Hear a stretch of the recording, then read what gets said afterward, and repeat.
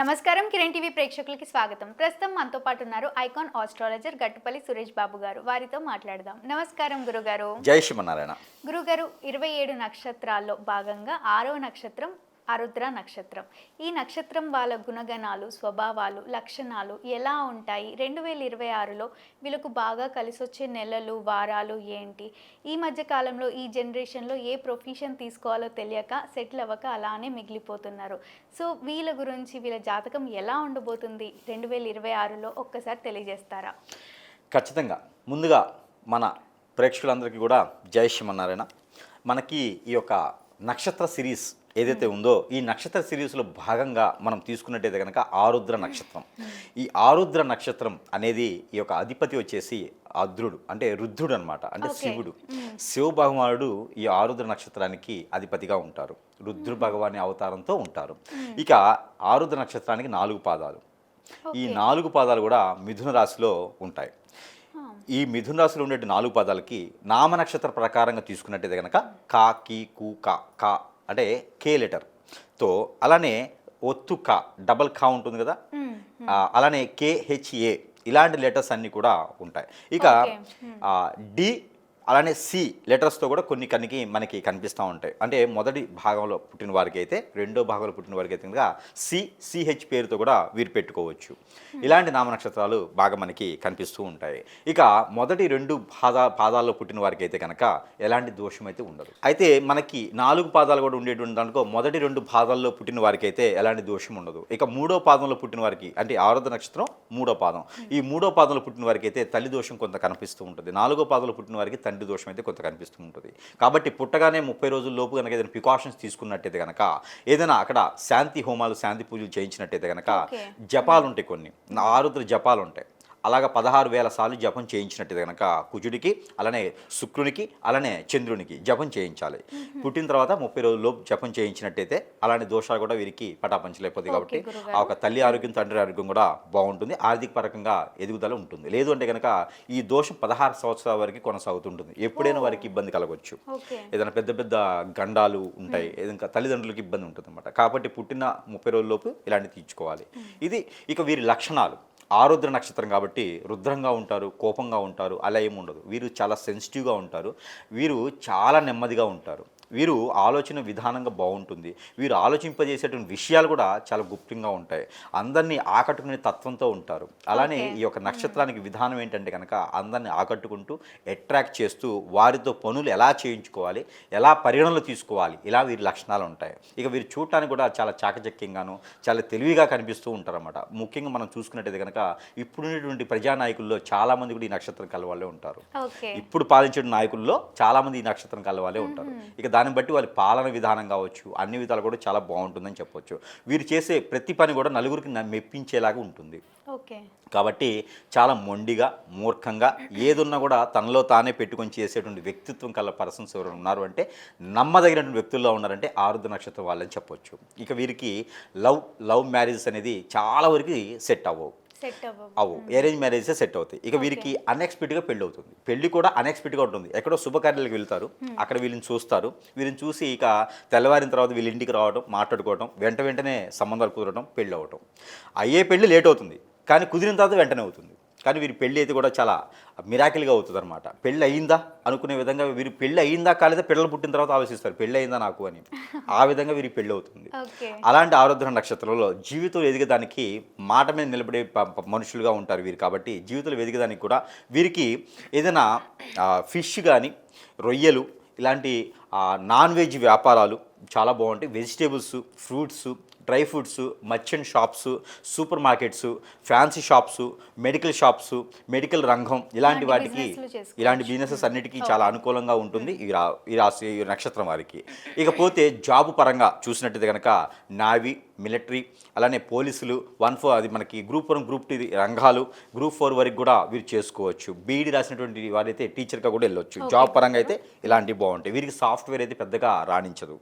ఇలాంటి independent jobs కానీ, ఇండస్ట్రీలు కానీ, ఇలాంటి వాటిలో చాలా బాగుంటాయి. కాబట్టి అలాంటి జాబ్స్ వీరికి ఎదగడానికి బాగుంటుంది. ఇక వీరికి ఫైనాన్షియల్గా కూడా మంచి సెటిల్ అయినటువంటి ఫ్యామిలీతో పుట్టిన వారు ఉంటారు. అలానే పెళ్ళి అయిన తర్వాత కూడా అత్తవారింటి కూడా మంచి ఉన్నతమైనటువంటి స్థానంలో ఉన్నటువంటి వారే అయితే ఖచ్చితంగా ఉంటారు. ఇలాంటి వారు రానున్నటువంటి కాలంలో 2026 కావచ్చు, దశాబ్ద కాలం వరకు కూడా వీరికి మంచి అవలక్షణాలతో ఉండేటువంటి రాశి నక్షత్రం కాబట్టి ఈ ఆరుద్ర నక్షత్రం వారికి దశ అంతర్దశలు ఏది కలిసి వస్తుంది అంటే కనుక గురువుని యొక్క దశ అంతర్దశ బాగా కలిసి వస్తుంది. అలానే చంద్రుని యొక్క దశ అంతర్దశ ఇంకా బాగా కలిసి వస్తుంది. బుధుని యొక్క దశ అంతర్దశ కూడా బాగా కలిసి వస్తుంది. అలానే రవి దశ అంతర్దశలు అయితే వీరికి కొంచెం ఆరోగ్య క్షీణిస్తుంది. అలానే శని భగవాన్ యొక్క దశ అంతర్దశలు అయితే కనుక కొంతమేర ఆరోగ్యంతో పాటు ఆర్థికంగా కూడా ఇబ్బంది పడతారు, మోసపోతారు. కాబట్టి వీరు ఈ 3 దశల్లో కనుక జీవితంలో ఎదగాలన్నా, జీవితంలో ముందుకు వెళ్ళాలన్నా కూడా చంద్రునిది, గురువుది, బుధునిది ఈ దశల్లో వీరికి అద్భుతంగా ఉంటుంది. కాబట్టి ఎదిగేదానికి బాగుంటుంది. ఈ దశలు వీరికి వచ్చేసి వీరికి ఈ 22 సంవత్సరాల తర్వాత ఏర్పడేటువంటి దశలు ఇవి. అప్పుడు కాబట్టి అంటే 22 సంవత్సరాల తర్వాతనే ఇలాంటి దశలు వీరికి ఏర్పడతాయి. అప్పటి వరకు కూడా కొంచెం కష్టాలు, చదువులో విభేదాలు, చదువు సరిగా లేకపోవడం, ఏదో రకంగా చదువుకుంటూ పోవటం, మతిమూర్పు లాంటివి రావడం లాంటివి జరుగుతూ ఉంటాయి. అదే పుట్టిన తర్వాత దోషాలు తీర్చినట్టయితే కొంతమేర వీరికి ఇబ్బంది కలగకుండా ఉంటుంది. ఇలాంటి నక్షత్రం వారికి అయితే కనుక ఇలాంటి వ్యాపారాలు బాగుంటాయి. కాబట్టి ఇంకా ఆరోగ్య సమస్యలు వీరికి వచ్చేసి గ్రంథులకు సంబంధించినటువంటి సమస్య ఎక్కువగా బాధిస్తూ ఉంటుంది వీరికి. హార్ట్కి సంబంధించి అలానే సైనిస్, థైరాయిడ్ ఇలాంటి వాటికైతే ఎక్కువ గ్రంథుల సమస్యలు అయితే వీరికి వస్తాయి. కాబట్టి దానికి తగ్గటువంటి ప్రికాషన్స్ అయితే వీరు తీసుకోవాలి. కొన్ని రకాల ఫుడ్ ప్రికాషన్స్ ఖచ్చితంగా తీసుకోవాలి. వీరు కూలింగ్ ఎక్కువ తాగడం కానీ, కూలికి సంబంధించిన ఎక్కువ తినడం కానీ చేయకూడదు. వీరు చూడటానికి అయితే చాకచక్యంగా ఉంటారు. కాబట్టి అలాంటి ఫుడ్లో ప్రికాషన్స్ తీసుకుంటే కూడా బాగుంటుంది. ఇక వీరికి జీవితంలో పెళ్లి అయిన తర్వాత బాగా కలిసి వస్తుంది. మొదటి సంతానం వీరికైతే కనుక ఎక్కువ శాతం వారి ఆచార ప్రకారంగా తీసుకుంటే కనుక మొక్కుబడులు ఏమి ఉంటే పక్కన పెడితే కనుక మామూలుగా జెన్యూన్గా ఆరుద్ర నక్షత్రం పుట్టిన వారికి మొదటి సంతానం పురుషుడైనా స్త్రీ అయినా సరే మొదటి సంతానం అయితే వీరికి పురుషుడే పుడతాడు. కాబట్టి వారు ఎక్కడ కూడా డబ్బులు ఇచ్చి మరీ చెప్పించుకునే అవసరం లేకుండా చెప్పేస్తాను. అంటే ఆరుద్ర నక్షత్రం పుట్టిన వారికి మగపిల్లవాడే పుడతారు కాబట్టి ఆ విధంగా వీరు చేసుకోవచ్చు. పెళ్ళి కూడా అన్ఎక్స్పెక్టెడ్ జరుగుతుంది. ఇక జీవితంలో ఎదగాలని ఏదైనా కన్సల్టెన్సీ ద్వారా విదేశాలకు వెళ్ళాలనేటువంటి నిర్ణయం, ఏదైనా డబ్బులు ఇచ్చేటువంటి నిర్ణయాలు తీసుకొని ఫైనాన్స్ వ్యాపారం చేసేవారు కానీ, బెట్టింగ్లో పెట్టేవారు అయితే ఖచ్చితంగా లాస్ అవుతారు. ఎదుటి వాళ్ళని నమ్మి వ్యాపారం చేస్తే ఖచ్చితంగా లాస్ అవుతారు. వీరి బుద్ధికి, వీరి మనసుకి నచ్చినటువంటి వ్యాపారం, బిజినెస్, జాబ్ చేసుకోవచ్చు. వేరే వాళ్ళ మాటలు విన్నారు అంటే కనుక ఖచ్చితంగా ఇబ్బంది పడతారు. దేంట్లో చేయకూడదు. ఆన్లైన్ బిజినెస్ కానీ, షేర్స్ కానీ, మ్యూచువల్స్ కానీ వాటిలో వీళ్ళకి ఎంత సెట్ అవ్వదో అనుకూలంగా ఉండదు. కాబట్టి అలాంటి వ్యాపారాలు వీళ్ళు చేయకుండా ఉండాలి. అలా చేసినట్టయితే వీరికి అన్ని రకాల ఇబ్బందులు పడేదానికి అవకాశం కనిపిస్తుంది. ఇకపోతే ఈ ఆరుద్ర నక్షత్రం ఎదుటి వాళ్ళని అట్రాక్ట్ చేయగలుగుతారు కాబట్టి సహాయం కూడా అలానే చేస్తారు. వీరు సహాయం చేసే గుణం కూడా ఎక్కువగానే కనిపిస్తుంది ఆరుద్ర నక్షత్రం వారికి. అన్ని రకాలు చూసినట్టయితే కనుక వీరికి కొంత కాలసర్ప దోషం, కుజు దోషం కూడా కనిపిస్తూ ఉంటుంది అక్కడక్కడ కొంతమందిలోను. వారు ఆ దోషాలని కూడా పటాపంచలు చేసుకోవాలి. వీరికి దోషాలు పరిహారం కూడా చేసుకున్నట్టయితే, మొదటిగా చేసుకున్నట్టయితే ఆర్థిక సమస్యలు లేకుండా ఉంటుంది. వీరి చేతి నుంచి ఎవరికి డబ్బులు ఇవ్వకూడదు. వారు బాగుపడతారు, తీసుకున్న వారు బాగుపడతారు, వీరైతే మాత్రం ఇబ్బంది పడుతూ ఉంటారు.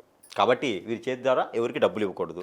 ఇచ్చారంటే మాత్రం ఇబ్బంది పడుతూ ఉంటారు. ఇక వీరు పెళ్లి చేసుకోవాలి అనుకుంటే కనుక ఒకటి సింహరాశి వాళ్ళని, రెండోది కన్యారాశి వాళ్ళని, తర్వాత వచ్చేసి ధనుసు రాశి వాళ్ళని. వీళ్ళ ముగ్గురికి అట్రాక్షన్ బాగుంటుంది. తర్వాత కుంభరాశి వాళ్ళని కూడా వీళ్ళు పెళ్లి చేసుకోవచ్చు.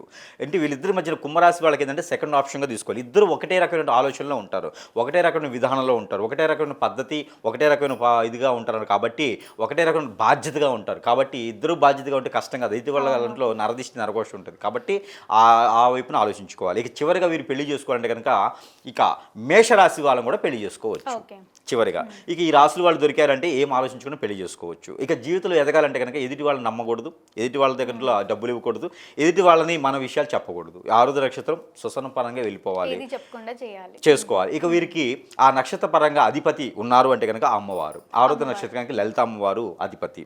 సో 2026లో అన్ని సక్రమంగా వాళ్ళు అనుకున్నట్టు జరగాలి అంటే ఏదైనా పరిష్కారం ఉంటుందా? ఖచ్చితంగా 2026లో ఆరుద్ర నక్షత్రం వారు విదజల్లాలి, పై స్థానానికి బాగుండాలంటే వీరికి నరదిష్టి ఉన్నది, నరఘోష ఉన్నది, పితృదోషాలు ఉన్నాయి. వీటితో పాటు శని భగవానికి అశుభ దృష్టి ఉంది. ఏదైనా పని అనుకుంటే కొంచెం స్లోగా ఉంటుంది. కాబట్టి ఈ యొక్క నక్షత్రం వారు రానున్నటువంటి 2026 సంవత్సరంలో బాగా ఉండాలి, పై స్థానానికి వెళ్ళాలంటే కనుక మనం చెప్పినటువంటి వ్యాపారాల్లో ముందంజలో ఉండాలి. మనం చెప్పిన వ్యాపారాలు, జాబులు అయితే చేసుకోవాలి, ఎదుటి వాళ్ళని నమ్మకుండా ముందుకెళ్ళాలి. అలానే దేవుని యొక్క అనుగ్రహం కూడా కావాలి.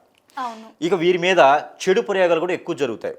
వీరి మంచితనం తట్టుకోలేక, వీరి ఆప్యాయత తట్టుకోలేక చాలామంది వీరు కావాలి అని వ్యతిరేకంగా వీరి మీద హిప్నాటిజం బ్లాక్ మ్యాజిక్ కూడా జరిగేటువంటి ఆలోచన ఉంటుంది. అందుకని ఎదుటి వాళ్ళని ఎవరు నమ్మకుండా ఉంటే చాలా మంచిది. ఆరుద్ర నక్షత్రం వారికి త్వరగా అట్రాక్ట్ అయిపోతారు.